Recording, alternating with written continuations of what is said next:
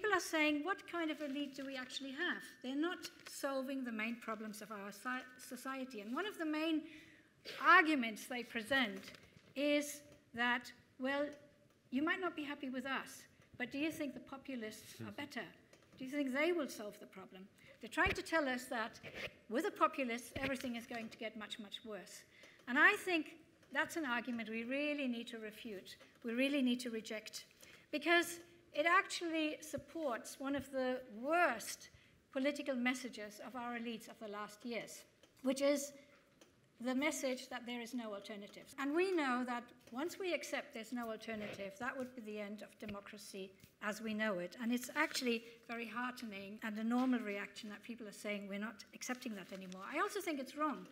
I actually think it's factually wrong. I don't think the populists are as bad as the elites, because they've achieved some very important things. They've managed to put some of the major issues back up onto the agenda. Just imagine what our politics would be like without populists. We'd still be talking about all the things the elite wants to talk us about. There's also, I think, a lot of hysteria about populists, telling us that if populists came back into control, we'd be going down that path of authoritarian politics or right-wing politics.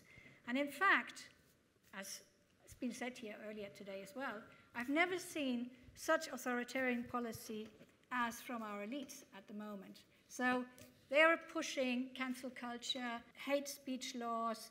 Somebody mentioned it in the session earlier, Germany's democracy enhancement law, which is in the pipeline. None of that is going to go down well, is going to wash with the population. But the most important point, and that's where maybe I'd like to respond, is I don't think we should look only at the elites. I do think we have to look at the populists too. And I don't believe that populists are a homogeneous group. In fact, populists themselves are under democratic pressure. They're also under the scrutiny of the people. And we can see that. Look at the Rassemblement National by Marine Le Pen. It's not the same party anymore. It used to be. So populists themselves are changing. We now have several populist parties in Germany we can choose in the upcoming EU elections. So what we're seeing is an opening up of politics. We're seeing the old constraints being broken up.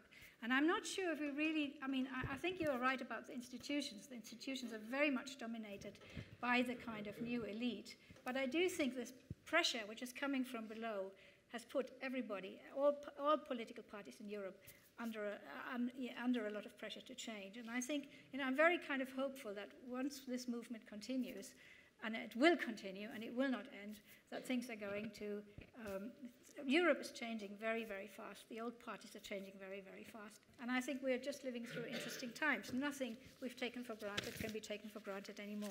Thank you. Thanks, Sabine.